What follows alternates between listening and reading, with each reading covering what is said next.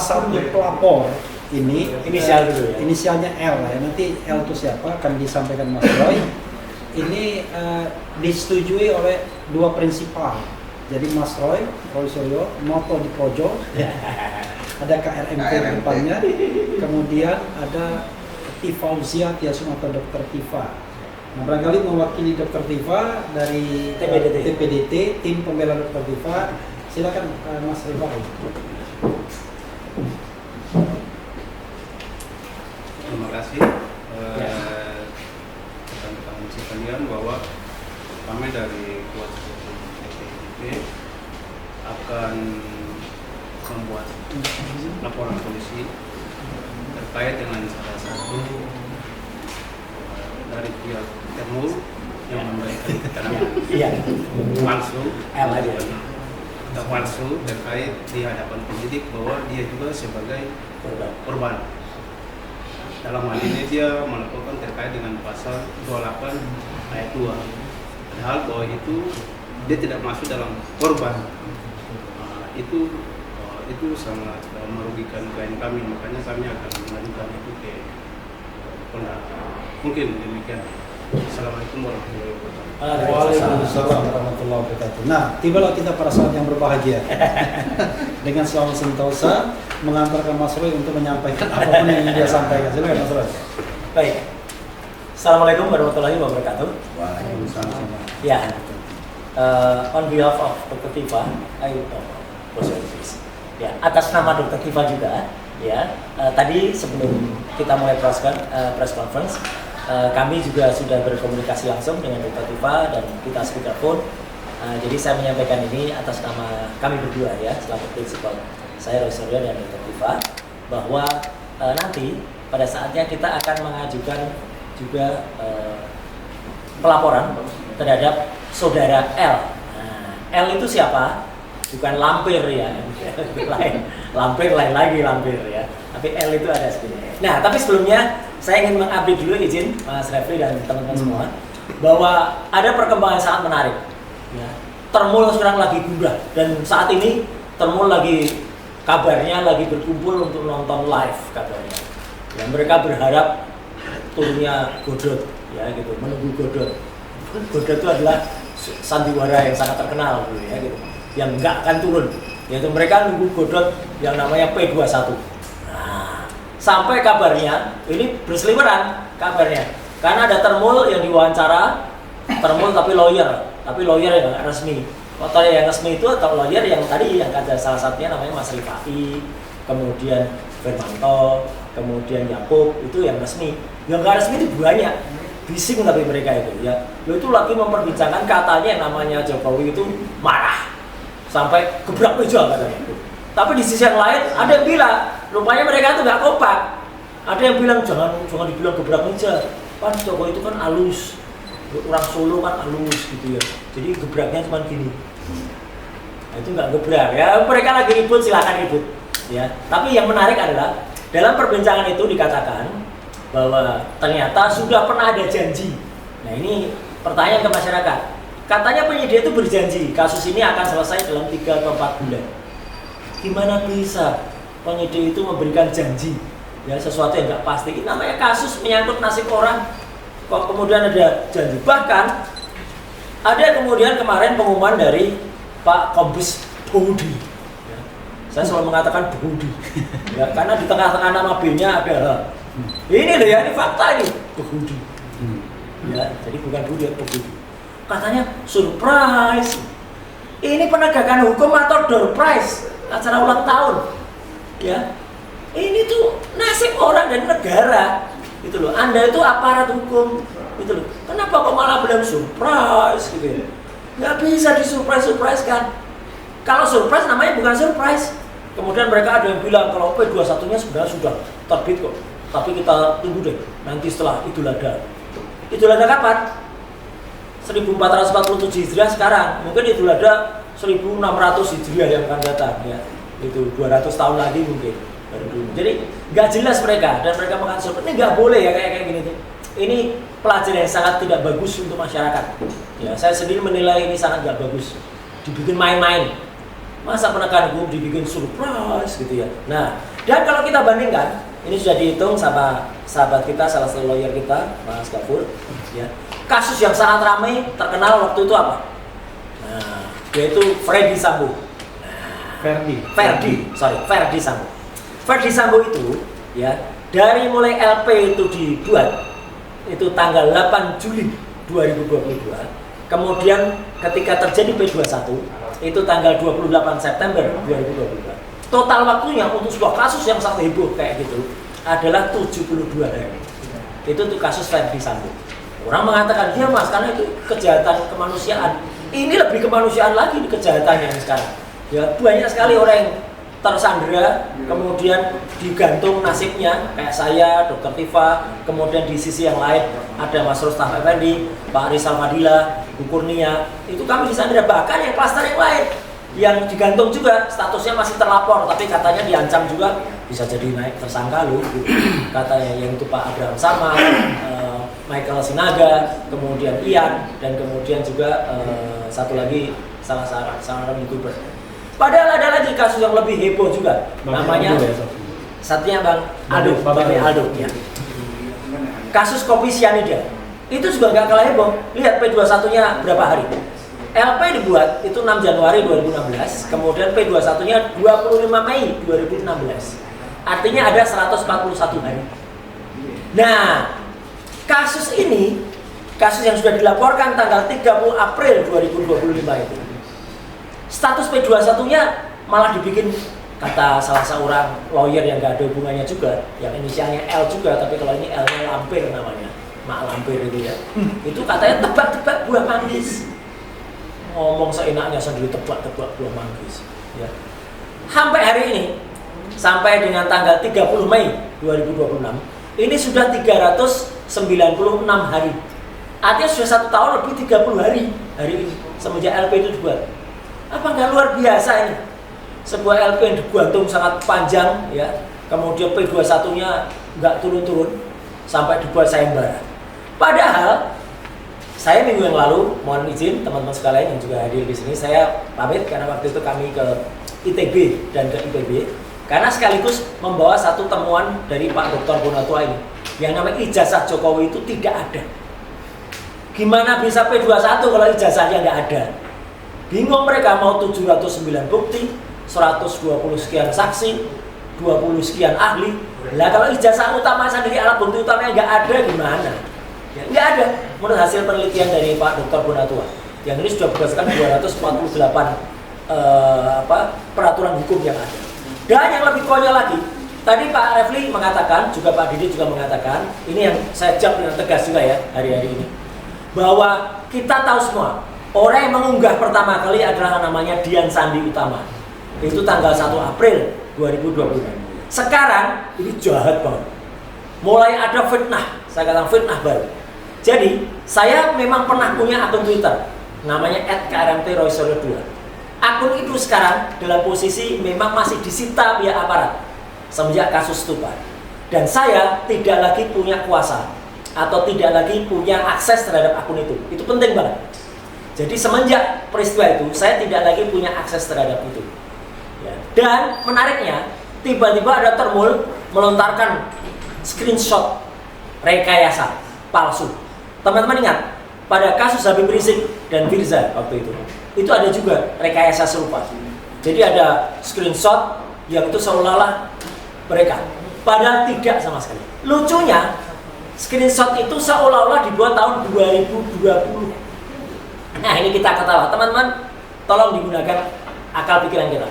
Kasus ijazah ini baru muncul pertama kali tayangannya di media massa itu semenjak yang namanya Dekan Fakultas Kehutanan UGM yang namanya Pak Sigit Sunarta itu mempertontonkan ini pada akhir Oktober 2022.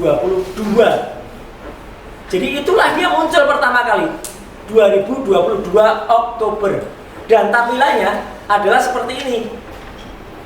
Ijazah yang ditampilkan itu baru saat itulah ijazah itu muncul dalam bentuk hitam putih dan ijazah hitam putih tidak bisa dianalisis Sehingga waktu itu ada yang namanya Dr. Resmond Asiolan Sianipar ya.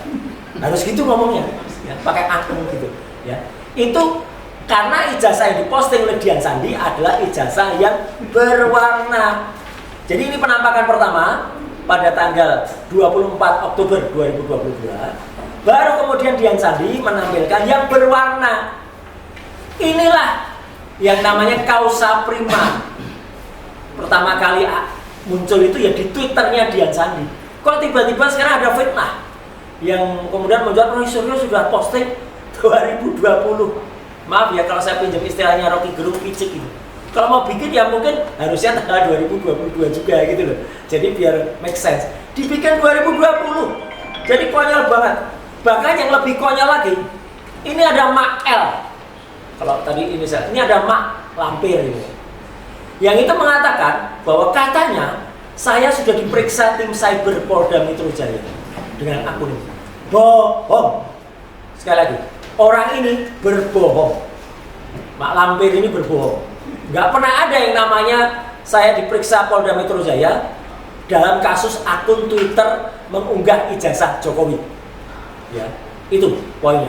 Kalau diplesetkan, saya mau melesetkan tuh Roy Suryo akhirnya aku punya Twitter. Loh memang, dulu saya punya Twitter.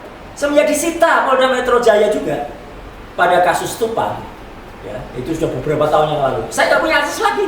Jadi kalau ada orang bisa memunculkan tayangan di situ, siapa berarti yang munculkan? Udah bisa ketebak permainan rekayasa kayak gini nih. Karena dulu pernah kejadian ini persis pada kasus Habib Rizik dan Firza waktu itu. Persis sama, polanya sama, modusnya sama. Ya, jadi seolah-olah dia yang mengupload, padahal tidak sama sekali. Dan orang ini lagi-lagi bohong, bilang kalau saya kemudian diperiksa Polda Metro Jaya. Jadi sekali lagi teman-teman semua, saya juga sudah katakan semalam pada podcast saya sendiri di Roy Suryo Official, ya, bahwa Mak Lampir ini bohong. Bahkan dia kemudian kebohongannya diikuti dengan kebohongan dia mengajak judi. Lawyer kok ngajak judi dengan menawarkan 10 juta rupiah.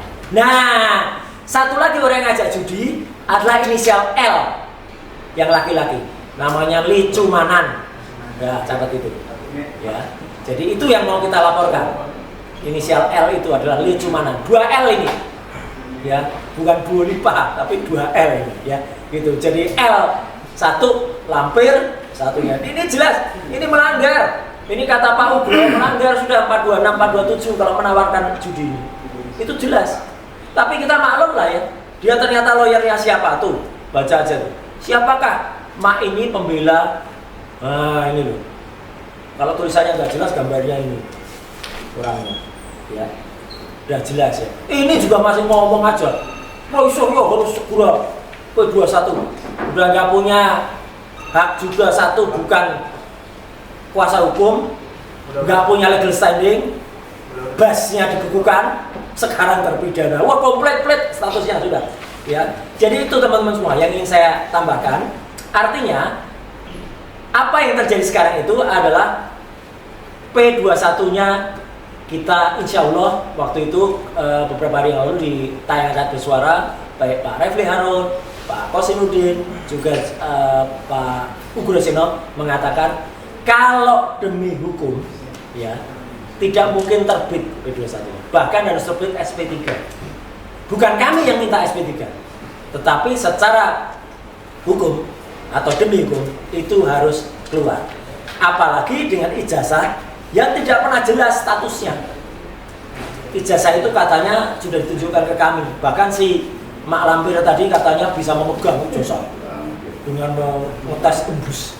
Itu bohong lagi. Jarinya dia itu seberapa panjang, ya. Kalau ijazah ini sekian panjangnya, ya, misalnya ini ijazah, teman-teman lihat. Nah, ini ijazah. Itu ada plastik rapat berkeliling. Kalaupun terbuka itu bagian atas untuk memasukkan ijazah itu. Coba lihat jarinya seberapa panjang jari orang itu. Kalau ada. Kalau lebih panjang lagi ya itu jarinya Mak Lampir itu sampai sini. Apalagi ijazahnya lebih besar. Ya. Pak Refli waktu itu ada di situ, saya ada di situ. Ya tidak mungkin ada tangan bisa masuk, apalagi itu plastiknya rapat dan begitu kita pegang aja langsung nggak boleh dipegang. Kok bisa ada seseorang jari tangan lampirnya masuk, kemudian pegang embus, kemudian dia merasakan embus, itu bohong lagi ya. Jadi teman-teman semua clear ya, apa yang kita sampaikan ini adalah bukan semata-mata defense, tapi kita melakukan hal yang seharusnya dilakukan. Dan at last but not least, tadi yang dikatakan pesanannya adalah apa? Kami berdua, saya dan Dr. Tifa, sudah sepakat untuk nanti melaporkan saudara R Lecumanan itu tadi, karena dia mengaku-ngaku korban, padahal dalam LP-nya itu tertulis organisasi. Organisasi kok korban? Itu dari mana? Ya, dan artinya itu nanti akan kita proses dan insya Allah itu malah akan berlanjut. Kalau itu berlanjut nanti juga akan tidak hanya pidana, tapi juga perdata yang akan kita lakukan. Ya, biar sekalian dia. Ya, gitu. Jadi kami tidak membelokkan gawang, tapi kami ingin kemudian memperjelas bahwa apa yang kami lakukan adalah demi menjaga marwah hukum di Indonesia dan agar kesewenang-wenangan ini tidak juga terjadi pada orang lain. Ya, jadi kalau teman-teman semua kemudian melihat yang namanya ijazah Jokowi itu memang tidak akan pernah tenang, karena ada orang mengatakan ijazahnya asli atau palsu. Wah, gini ya, ijazahnya asli, tanda tanya, palsu, asli atau palsu? Jawabannya ijazahnya palsu itu. Jadi jawabannya palsu. Ya, ijazah ini 99,9% palsu. Terima kasih. Wassalamualaikum warahmatullahi wabarakatuh. Waalaikumsalam warahmatullahi wabarakatuh. Bajunya dong. Baju. Oh iya, Sudah dong, Pak. Ditunggu dulu. Jangan dibuka ya. Harus dibuka, palsu. Asli atau palsu? Jawabannya palsu. Ya, ada yang mau menyampaikan pertanyaan? Ya, silakan. Ya, silakan. Ya. Bang, mungkin boleh sedikit dijelaskan, tadi kan akan melaporkan Lecumanan. Ya. Karena dia mengaku korban. Nah, mungkin bisa jelasin dari Bang, korbannya ini korban apa gitu? Lah justru itu, makanya dia korban perasaan atau korban apa? Oke, gini. Iya ada, ini biar Pak Refli. Jadi gini, jangan ditanyakan pada prinsipal semua. Ya. Nanti prinsipal berhadapan semua. Nanti Jadi gini, nanti bisa diwawancara di sini ya, di special interview-nya cumi-cumi ini ya. Karena Malampir itu kasusnya juga ketika diwawancara oleh Vincent Biro. jadi begini, kita tahu bahwa ada 4 laporan yang kemudian diakomodasi oleh penyidik Polda Metro Jaya. Ya. 1 dari Pak Jokowi, 3 lainnya dari mereka yang entah apa legal standingnya, pengagum atau relawan nggak jelas, yaitu Andi Kurniawan, Maret Samuel Sweken, dan Lecumanan. Nah, khusus Lecumanan ini dia melaporkan 2 pasal atas nama Pradi Bersatu, pasal 160 KUHP yang lama, itu pasal tentang provokasi. Ya. Kemudian pasal 28 ayat 2 Undang-Undang Nomor 1 2024 tentang ujaran kebencian. Ya. Yang 1 6 tahun, yang 2 sama 6 tahun juga menurut yang lama. Ya. Tapi yang menurut yang baru tinggal 4 tahun Ya, ancaman sudah. hukumannya. Nah, dia mengaku dirugikan, mengaku di apa istilahnya ya? Korban. Ya. Padahal kita bingung, dia merasa korban di mana? Ketika Mas Roy, let's say, mengatakan 99,9% ijazah Jokowi itu palsu, dia apa korbannya? Korban perasaan. Kita kan bingung kan? Karena dalam hukum itu harus ada ukuran yang jelas. Dan kalau itu delik aduan ya hanya mereka yang langsung terkait yang melaporkan. Nah, tetapi kita menyesalkan laporan-laporan semacam ini di-entertain oleh penyidik Polda Metro Jaya sehingga menjadi pembelajaran yang buruk bagi penegakan hukum kita. Bayangkan ada orang yang nggak ada kaitannya sama sekali dengan soal ijazah palsu ini tiba-tiba bisa melaporkan dan bahkan setiap hari, setiap saat bikin statement, ya kan? Hanya mengatakan kalau mereka adalah pencinta Presiden Jokowi. Padahal dalam hukum kan orang yang terkait langsung lah yang harusnya bicara. Nah, kami bicara di sini karena kami terkait langsung sebagai lawyernya Roy Suryo. Tapi orang yang mengaku misalnya relawan dan lain sebagainya, kita bingung. Sebenarnya kita nggak mau melayani televisi yang mengundang mereka lagi sebenarnya. Cuma kalau mereka nggak diundang, nggak ada lawyernya Pak Jokowi. lawyernya kurang, lawyernya cuma 3 saja, yaitu Rifai Kusumanegara, Yakub Firmanto, dan Yakub Hasibuan. Yakub pun nggak pernah datang, yang datang tinggal 2 doang. Jadi karena itulah terpaksa diakomodir dalam acara misalnya di TV tertentu yang narasumbernya minimal 3. Nah, kami toleran saja, padahal mereka sama sekali tidak punya legal standing. Bagaimana kita melayani orang-orang yang tidak punya kepentingan dan legal standing? Nah, ini praktek yang buruk di dalam penegakan hukum. Ada orang yang mengaku-ngaku, sama seperti zaman dulu, zaman Pak Jokowi sendiri. Ada orang mengaku dari cyber apa gitu, tiba-tiba ngaduin semua aktivis diadukan. Jumhur Hidayat diadukan, kemudian Syahgana Nenggolan diadukan, Edi Mulyadi diadukan, siapa lagi? Semua diadukan sama dia. Ahmad Dhani juga diadukan, dan hasilnya semua orang di penjara akhirnya. Apakah itu penegakan hukum? Nah, kita tidak ingin bahwa demokrasi mati oleh para penjilat-penjilat seperti ini, para penjilat kekuasaan yang tidak jelas apa legal standingnya, apa ibaratnya keinginannya, apa tujuannya, tetapi kemudian mereka diberikan porsi atau ruang yang signifikan. Bahkan pengaduan mereka turut dicantumkan di dalam penersangkaan Mas Roy. Padahal kalau kita lihat pasal 28 ayat 2, pertama pasal itu tidak diadukan oleh Pak Jokowi. Ya. Yang kedua, pasal itu tidak ada kaitannya dengan ijazah. Pasal itu kan kaitannya dengan ujaran kebencian kepada orang. Baik itu berdasarkan suku, agama, ras, perbedaan warna kulit, fisik, kemudian disabilitas fisik dan mental dan lain sebagainya. Ijazah bukan suku, bukan agama, bukan fisik dan lain sebagainya. Nah, karena itulah kami tidak hanya komplain dengan lecumanan sesungguhnya, cuma kami juga akan komplain dengan penyidiknya. Kok bisa yang begini di-entertain? Selain tadi, dugaan penyelundupan pasal 32 ayat 1 dan pasal 35. Walaupun dilaporkan Pak Jokowi, ya penyidik juga harus wise. Apakah benar misalnya Mas Roy atau Dr. Tifa melakukan hal-hal seperti itu? Kan ini kan lucu, penegakan hukum yang menurut saya sangat tidak profesional. Ini mohon maaf ya, sangat tidak profesional, menerapkan pasal yang tidak sesuai dengan fakta dan peristiwanya. Itu yang ingin kita sampaikan. Ada pertanyaan lain? Oh, Mas Roy mau jawab? Enggak. Oke. Ada pertanyaan lain? Ada kawan-kawan? Udah, oke. Ya, Oke. Terima kasih ya, Mas. Mudah-mudahan ini menjawab perkembangan yang ada. Sekali lagi, kami bukan peramal dan kami juga tidak meramal. Tetapi kami dan bukan penjudi. Ya, bukan penjudi juga.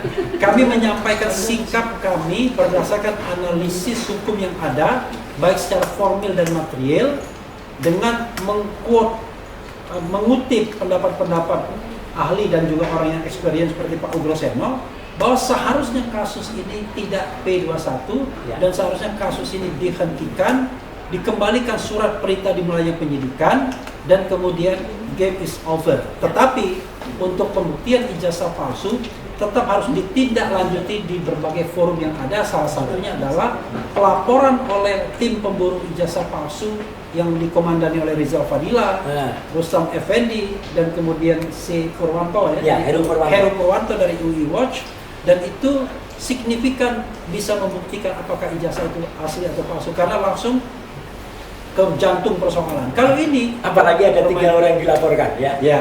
Bermain pinggiran. Oke, itu saja. Terima kasih. Wassalamualaikum warahmatullahi wabarakatuh. Waalaikumsalam warahmatullahi wabarakatuh. Terima kasih kawan media semua. Silakan mau ngambil. Ya. Siap ya? Oke. Assalamualaikum warahmatullahi wabarakatuh. Assalamualaikum warahmatullahi wabarakatuh. Waalaikumsalam warahmatullahi wabarakatuh. Ya, kawan-kawan semua, sobat-sobat semua, para jurnalis dan juga pekerja atau pegiat media sosial media. Terima kasih atas kehadiran kawan-kawan semua di tengah Harpidnas ini, Hari Terjepit Nasional. Kita tetap berusaha mengupdate apa yang menjadi perkembangan kasus dugaan ijazah palsu yang menersangkakan Mas Roy dan Dr. Tifa. Jadi kami seperti biasanya setiap Jumat mendiskusikan perkembangan yang ada. Nah, salah satu yang kami bahas adalah mengenai isu P21 gitu ya. Jadi P21 menjadi sebuah spekulasi yang kemudian perlu kita sikapi dengan tegas dan jelas. Dan ini adalah penyikapan yang dikeluarkan oleh Troya, Tifa Royce Advocate, dan ada beberapa poin yang ingin kami sampaikan.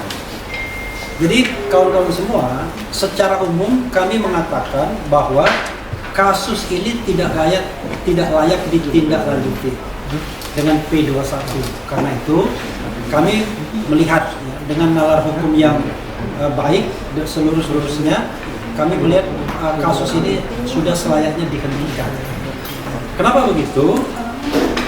Ada beberapa alasannya. Pertama adalah soal lampaunya waktu. Kita ketahui sudah berapa pekan kita di sini dan bicara tentang lampaunya waktu sejak barangkali dari 4 atau 5 pekan terakhir. Coba bayangkan, sekarang sudah tanggal 30 Mei 2026 ya.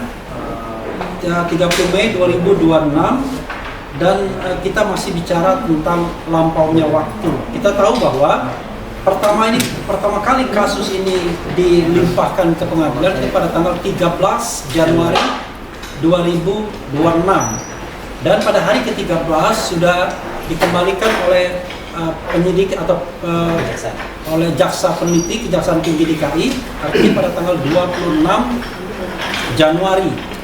Nah, menurut ketentuan pasal 138 KUHP yang lama ayat 2 itu hanya ada waktu 14 hari untuk melengkapi berkas yang dimintakan oleh jaksa peneliti, dan penyidik seharusnya mengembalikan berkas ini pada tanggal 8 atau 9 ke 10 Februari. Dan sekarang, kalau sekarang sudah tanggal 30 Mei, kita tidak tahu kapan berkas itu dilimpahkan dan diterima di Kejaksaan Tinggi karena tidak ada statement. Ada statement dari Polda Metro Jaya bahwa berkas itu sudah dilimpahkan pada tanggal 17 April 2026. Dari 9 Februari ke 17 April itu sudah 83 atau 84 hari. Jadi kami menganggap bahwa ya 80-an hari lah ya, dihitung persisnya nanti silakan gitu, tapi lebih dari 80 hari, dan itu sudah menyalahi ketentuan pasal 138 ayat 2 yang memberikan waktu 14 hari. Kenapa kami menggunakan KUHP lama? Karena ada ketentuan peralihan seperti yang sering kita katakan pasal 361 huruf A yang mengatakan kalau kasus itu dalam tahap penyidikan maka digunakan KUHP yang lama. Tetapi mungkin kawan-kawan akan mengatakan bagaimana kalau KUHP baru? Sama, KUHP baru juga sudah lewat waktunya. Karena KUHP baru itu back and forth-nya 14 hari, kemudian kalau sudah dilihat, diteliti, dikembalikan, kemudian ada waktu 14 hari untuk memperbaiki, kemudian kalau dikembalikan lagi ada 14 hari untuk memperbaiki, dan gelar perkara khusus. Setelah gelar perkara khusus ada 14 hari bagi jaksa. Jadi kalau 14 kali 3 dan katakanlah pengadministrasiannya ya kira-kira 50 hari. Sementara kasus ini kalau hitungannya sejak tanggal 13 Januari, maka Februari, Maret, April, Mei itu sudah 4 bulan ya. Jadi Februari, Maret, April, Mei sudah 4 bulan setengah. Jadi 4,5 bulan. Udah lewat 4,5 bulan itu berapa hari? 135 hari sudah. Padahal kalaupun menggunakan KUHP yang baru paling back and forth-nya 50 hari harus selesai. Menggunakan KUHP yang lama hanya mengatakan perbaikan P19 itu 14 hari. Nah, ini yang kemudian kita katakan sudah lampaunya waktu.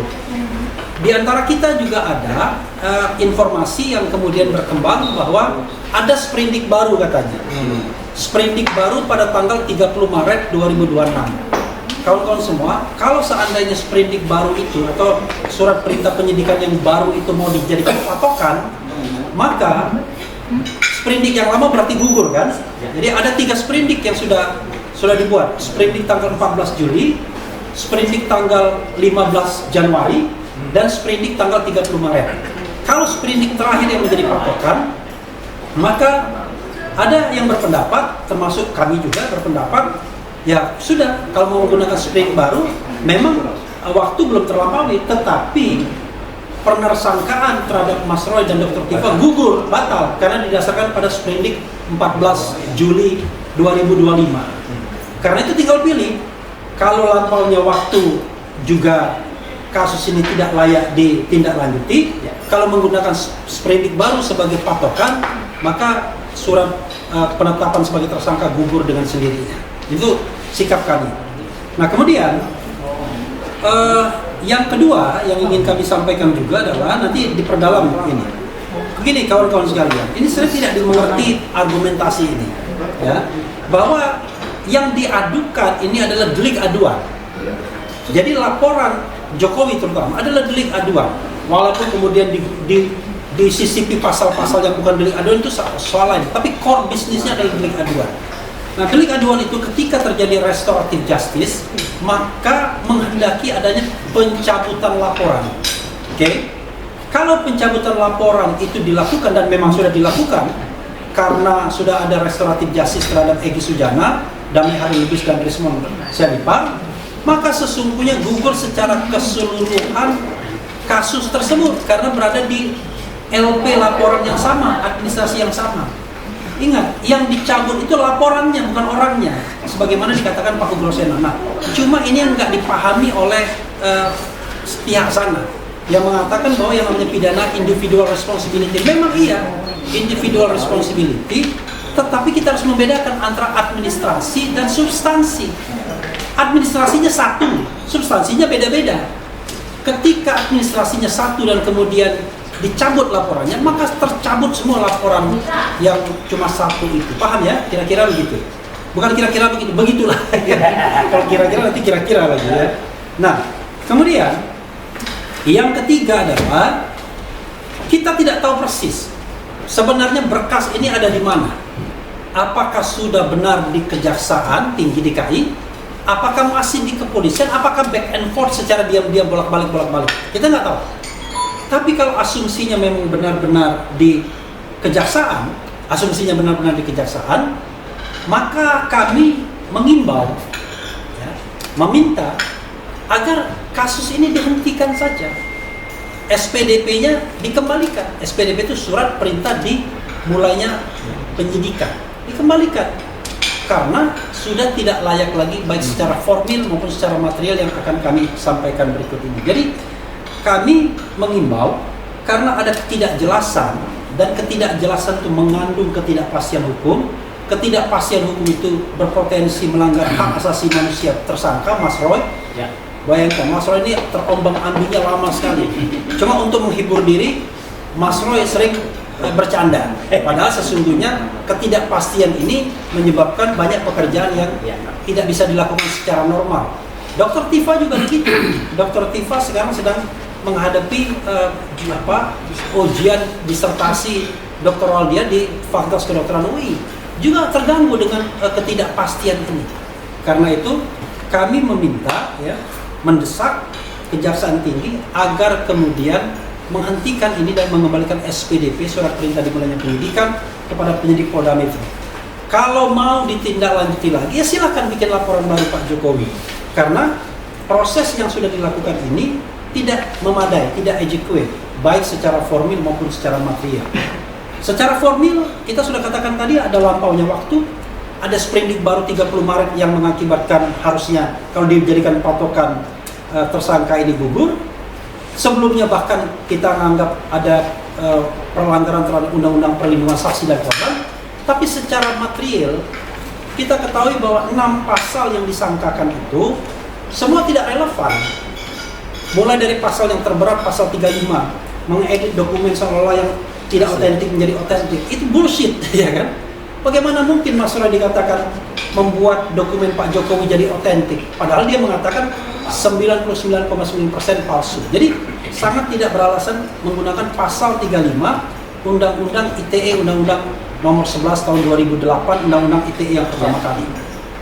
Lalu pasal 32 ayat 1 Undang-Undang nomor 11 tahun 2008 juga tentang ITE, merusak dokumen milik orang lain, ya kan? Atau milik publik, itu juga nggak relevan. Dokumen apa yang dirusak? Dokumen Pak Jokowi mana yang dirusak oleh Mas Roy dan Dr. Tifa? Apalagi mereka mengakui bahwa dokumen itu tersimpan rapi di Polda Metro Jaya yang baru ditunjukkan pada tanggal 15 Desember 2025. Jadi tidak ada perusakan dokumen dan lain sebagainya. Karena konteks pasal 32 ayat 1 dengan ancaman hukuman 8 tahun dan pasal 35 itu adalah konteks yang terkait dengan kecurangan di bidang ekonomi, terutama mencari keuntungan ekonomi, misalnya transaksi perbankan dan lain sebagainya dan lain sebagainya dan lain sebagainya. Jadi orang mencari uang dengan lihainya, dengan mengubah kode, dengan mengubah dokumen dan lain sebagainya untuk keuntungan ekonomi. Padahal ini jauh dari mencari keuntungan ekonomi. Makanya kita mengatakan sengaja ini ada penyelundupan pasal agar bargaining power untuk suatu waktu melakukan penahanan itu ada di situ. Nah, inilah yang kemudian kita menganggap bahwa ada unfairness dari penyidik dalam menerapkan pasal tersebut. Dan kalau kita kaitkan dengan pasal 28 ayat 2 Undang-Undang ITE, Undang-Undang Nomor 1 2024, harap dipahami bahwa undang-undang itu adalah soal ujaran kebencian yang basisnya adalah suku, agama, ras, warna kulit, disabilitas mental, disabilitas fisik. Jadi kita ini mempermasalahkan ijazah, nggak ada kaitannya dengan soal yang terkait dengan suku, agama, dan lain sebagainya. Karena ijazah bukan suku, bukan agama, bukan ras, bukan disabilitas mental, bukan disabilitas fisik, bukan warna kulit, ya. Tetapi ini adalah sebentuk dokumen yang sebenarnya sudah milik publik karena dijadikan untuk jabatan publik. Nah, kalau misalnya kita kaitkan dengan pasal 27A Undang-Undang ITE Nomor 1 2024 tidak relevan juga. Karena sekali lagi fitnah dan pencemaran nama baik dikaitkan dengan pasal 310 dan 311, dikatakan pencemaran nama baik itu tidak berlaku untuk hal yang bersifat publik. Kalau untuk kepentingan publik, maka tidak bisa diproses secara pidana hal seperti ini. Itu sudah berkali-kali kita sampaikan. Kalau dikatakan fitnah, bagaimana untuk dikatakan fitnah sementara pembuktiannya belum ada? Karena itu kita menantang. Kalau memang gentle Pak Jokowi, ayo sama-sama ada pembuktian terlebih dulu sebelum menggunakan pasal pencemaran nama baik dan fitnah terhadap ijazah ini apakah asli atau palsu. Caranya adalah tunjukkan secara transparan dokumen pada tanggal 15 Desember 2025 yang diakui sebagai dokumen asli tersebut. Nggak berani kan? Cuma ditunjukkan ketika gelar perkara khusus.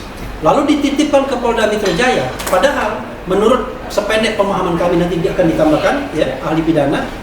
Kalau yang disita oleh pengadilan dengan penetapan pengadilan itu barang bukti hasil kejahatan biasanya. Memang ada barang bukti yang relevan, tapi biasanya kalau ijazahnya asli dikembalikan biasanya. Karena bayangkan kalau dia fresh graduate, nggak bisa melamar pekerjaan dia. Kalau ijazah aslinya kemudian ditahan. Jadi itu hanya cara untuk menyimpan dokumen yang so-called asli itu agar kemudian tidak dikutak-atik. Itu yang kita harus pahami. Tapi foto tidak bisa berubah ya. Foto mengatakan itu bukan foto Pak Jokowi yang presiden. Mungkin ada Jokowi Dodo lain, tapi Jokowi yang presiden bukan ini rasanya. Karena Jokowi yang presiden belah pinggir, agak tipis, klimis, nggak pernah berkumis, tidak pernah berkacamata, itulah. Dan kita bisa menemukan foto masa muda Jokowi kayak Jokowi yang ini. Ini masa muda Jokowi kayak begini lah. Jadi tidak ada perubahan yang fundamental. Makanya Dr. Tipa mengatakan berdasarkan penelitian dia menghitung dengan matematika Bayesian, itu matematikanya ilmu kedokteran, itu 92,37% berbeda foto itu dengan foto Jokowi yang jadi presiden. Itu yang bisa kita sampaikan. Nah, lalu nanti kita beberapa teman akan menyampaikan tambahan. Kemudian ada yang mengatakan bahwa ini tim Troya ini kok omon-omon doang. Kalau berani lakukan pra-peradilan. Jadi orang yang ngomong begitu nggak paham proses hukum. Yang namanya proses hukum saya katakan di televisi, mulai dari pelaporan sampai kemudian kasus ini inkrah, itulah yang namanya proses hukum. Entah inkrah karena udah dicabut atau inkrah karena vonis dan lain sebagainya, itu soal lain. Mungkin dia masih semester 1. Mungkin masih semester 1 ya kan. Karena itu setiap tahap, setiap step itu kita berjuang untuk memenangkan kasus ini dan untuk menyelamatkan klien kita. Jadi kita tidak menginginkan klien kita kemudian disalahkan melakukan fitnah, pencemaran nama baik, kemudian ujaran kebencian, apalagi pemalsuan atau edit dokumen. Karena itu kita terus melawan step by step dalam tiap tahap. Jadi ini tidak hanya soal pra-peradilan saja. Pra-peradilan itu hanya salah satu option. Tapi option yang kami lakukan adalah mendesak Kejaksaan Tinggi sebagai dominus litis, sebagai pengendali perkara untuk menghentikan kasus ini. Apakah boleh? Boleh. Kasus Firly Bahuri itu dihentikan, walaupun ini bukan contoh yang baik ya, ya kan? Dihentikan setelah 2 tahun tidak jelas, akhirnya SPDP-nya dikembalikan. Dan apakah kemudian akan dibikin proses baru itu soal lain. Kemudian kawan-kawan sekalian, nanti juga di-highlight bagaimana nasib surat kami ke Dewan Perwakilan Rakyat, terutama Komisi 3, bagaimana nasib surat kami, karena kami minta audiensi dengan Komnas HAM, nanti akan dibahas dan ditambahkan oleh teman-teman yang barangkali punya tugas untuk menambahkannya. Dan terakhir, ini agak ngeri-ngeri sedap juga, ya. Dan Mas Roy yang akan menyampaikannya secara langsung, ya. Ada teman baik yang bernama L. Nanti L ini akan dilaporkan. Mas Roy akan menyampaikan kenapa L perlu dilaporkan. Ya. Itu yang ingin saya sampaikan. Selanjutnya Mas Roy terakhir, biasanya Mas Roy terakhir ya. Dan silakan Mas Didit atau siapapun ingin menambahkan. Ya, Pak Didit dulu. Ya. Ya. Terima kasih Bang Refli. Selamat sore semua.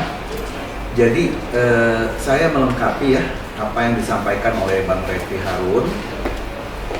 Yang pertama kita bicara soal SPDP. Nah, perlu juga diketahui putusan MK nomor 130 yang mewajibkan apabila ada SPDP ada sprindik yang diterbitkan, maka perlu disampaikan kepada jaksa, terlapor dan pelapor. Nah, pada tanggal 30 Maret ada surat dari Polda.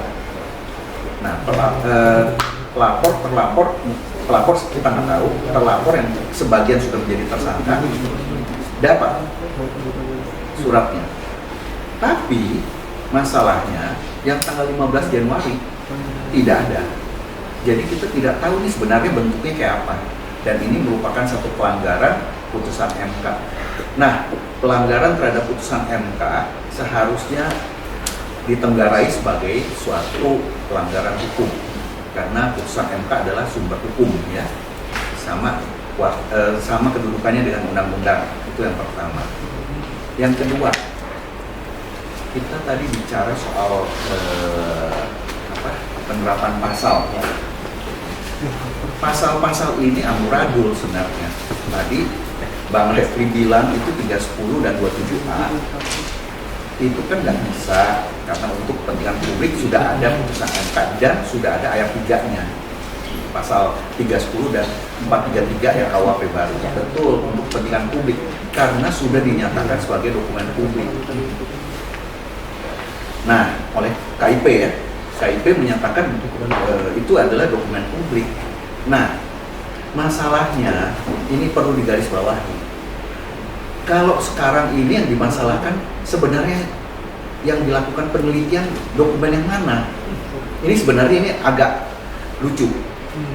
Jadi ada dokumen diupload oleh Dian Sandi. Itu kemudian dia mengatakan bahwa ini asli punyanya Pak Jokowi. Pak Jokowi waktu itu berdiam diri, tidak menyampaikan apapun, ya, tidak berkomentar. Kemudian dokumen tersebut, ya kita anggap dipercaya dulu oleh Mas Roy, dilakukan penelitian bahwa ada dokumen analognya yang dikatakan asli, ya kita tidak tahu ya. Ini masalahnya kan berbeda.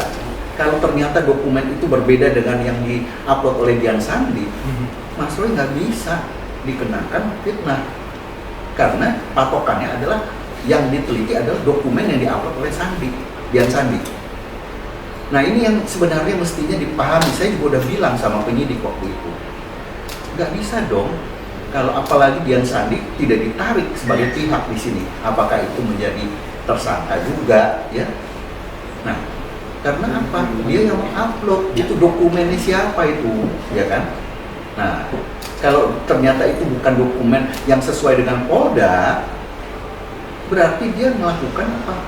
Pemalsuan, ya kan? Jadi itu bukan dokumennya Pak Jokowi, dia bilang asli. Nah, dialah yang kena pasal 35 gitu. Tidak bisa.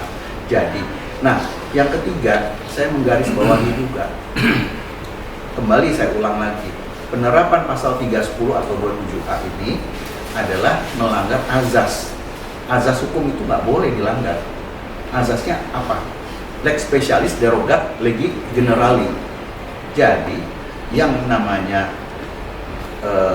undang-undang yang lex specialis mengesampingkan yang namanya undang-undang pidana umum. Ya. Namun Mas Roy benar, dia tidak pernah mengupload atau membuat suatu pernyataan penghinaan secara elektronik. Jadi memang seharusnya kalaupun mau dikenakan 310 atau 433, nah itu tidak boleh diaplikasikan dalam satu berkas.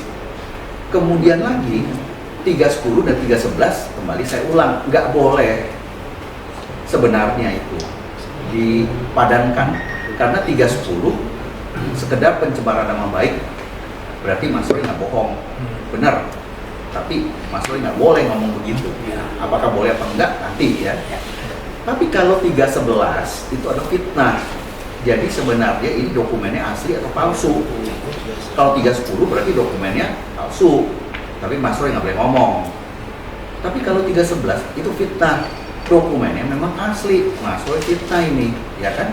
Diminta Mas Roy membuktikan di muka hakim pasalnya bahwa apa yang dikatakannya adalah benar. Kalau tidak bisa membuktikan di muka hakim, nah barulah dikatakan terpenuhi. Tapi sekali lagi, coba lihat pernyataan Mas Roy. Satu, kalau yang namanya Mas Roy selalu bilang, saya perhatikan ya, 99,9%, bukan 100%. Berarti itu tidak fitnah. Itu udah saya sampaikan ke penyidik. Itu berbeda kalau dia bilang 100% itu palsu. 11.000 triliun. Nah, kalau 11.000 triliun itu luar biasa, ya kan? Barulah bisa disebut fitnah. Nah, Dokter Tipe juga bilang 93,7%, ya kan? Ini bukan fotonya. Artinya ada sekian persen yang tersisa, di mana ini bicara soal keyakinan hasil penelitian, bukan fitnah. Kalau dibilang 100% itu bukan, nah, itu lain ya. Jadi itu sudah tidak applicable. Nah, kalau penerapan pasal-pasal lain udah nggak masuk lah, itu udah jelas ya, 28 ayat 2 yang itu juga merupakan anak haram dari undang-undang yang ITE yang baru, ya kan, sudah dicabut, dirubah jadi pasal 243, tiba-tiba muncul lagi, beranak lagi gitu. Ya, jadi, itu. Nah, tadi melengkapi juga Bang Refli mengenai laporan. Jadi begini, ini saya perhatikan beberapa statement dari lawyer-lawyer Pak Jokowi. Kita appreciate untuk pendapat mereka, tapi yang menjadi masalah adalah begini. Bang Refli tadi udah bilang, kalau RJ itu kan harusnya laporan dicabut, baru bermaaf-maafan, ya kan, bermaaf-maafan, ya kan, karena dan tindak lanjutnya adalah laporan dicabut. Laporan itu adalah fondasi. Nah, kemudian dilanjutkan dengan SP3. Kalau yang namanya SP3 bisa dengan pemecahan sprindik, bisa, tapi bukan delik aduan dan tidak perlu mencabut laporan. Nah, itu bisa. Pasal-pasal yang misalnya saya laporkan itu ada 2 orang penipuan, ini ada 2 orang yang datang, ternyata yang nipu cuma 1. Nah, sprindiknya dipecah, itu tidak perlu RJ. Yang 1 itu adalah tidak terpenuhi unsurnya, ya, bahwa dia tidak menipu sebenarnya, dia membuktikan saya cuma datang waktu itu, ikut datang, ikut bertemu, ikut kenalan. Nah, itu sprindiknya dipecah, nggak perlu lagi pencabutan laporan, tapi SP3 untuk yang 1, bahwa nanti dia tetap menjadi saksi di perkara sprindik yang 1 lagi, silakan. Ya, tapi itu bukan yang seperti yang kejadian di sini. Ini LP-nya 1. Nah, kemudian ada juga statement dari lawyernya Pak Jokowi yang mengatakan, nah ini kan ada beberapa terlapor dan kita sebutkan perbuatannya macam-macam, beda-beda. Itulah risikonya kenapa digabung gitu. Dan nggak bisa, ini bukan kita bicara penggabungan yang kita sebut, kita kenal adalah apakah itu konkursius, realis atau idealis. Nah itu penggabungan, ya. Tapi orang-orangnya satu dari beberapa perbuatan. Nggak bisa beberapa perbuatan dengan orang-orang yang berbeda digabung-gabungkan. Nanti saya akan menghubungkan si A melakukan pemerkosaan, yang satu melakukan pembunuhan, saya gabungin semua gitu dalam satu perkara. Nanti yang pemerkosaan kita RJ misalnya, ya kan? Yang pembunuhannya sih. Lah kalau satu laporan ya nggak bisa gitu. Itulah resikonya kenapa bikin laporannya digabung. Nah, ya. Jadi mungkin itu supaya pemahaman. Nah, jadi kalau mau di P21 dengan kondisi yang seperti ini, apalagi ada pasal selundupan yang masih di CLS kan, ini agak lucu ya, saya bilang. Ya kita pembelajaran sekarang, kalau dulu KPU banyak ini, lampau waktu dan sebagainya, itu nggak apa-apa. Ya itu silahkan, tapi apakah kita terus-menerus mau seperti itu? Terjadinya pelanggaran-pelanggaran, kan banyak itu pelanggaran. Ya kita nggak mau, ya. Jadi upaya-upaya itu, sehingga kalau dibilang kok harusnya jangan minta SP3 yang tadi omon-omon tadi Bang Refli bilang, lah itu kan yang di Barreskrim itu di SP2 lidik, ya. Itu kan bagian dari proses due process of law. Berhenti penyelidikan itu juga satu proses hukum gitu. Minta SP3 itu proses hukum juga, dan itu diatur di KUHP, mau yang lama atau yang baru, ya. Tidak cukup bukti, bukan perkara pidana karena orangnya meninggal dan sebagainya, ya banyak. Jadi ini semua proses hukum. Minta SP3 juga proses hukum, gitu. Tolong dipahami, gitu. Bukan omong-omong di sini. Ya, mungkin dari saya cukup, ya. Terima kasih. Jadi sekali lagi ya, kita tidak boleh terjebak dalam sebuah terminologi yang wah ini bilang takut sidang, takut sidang. Jadi sidang itu hanyalah satu proses dari proses hukum yang ada. Kalau kita bisa menghentikan proses itu di awal, kenapa kita harus tunggu sidang? Karena itu kita challenge, kita tantang.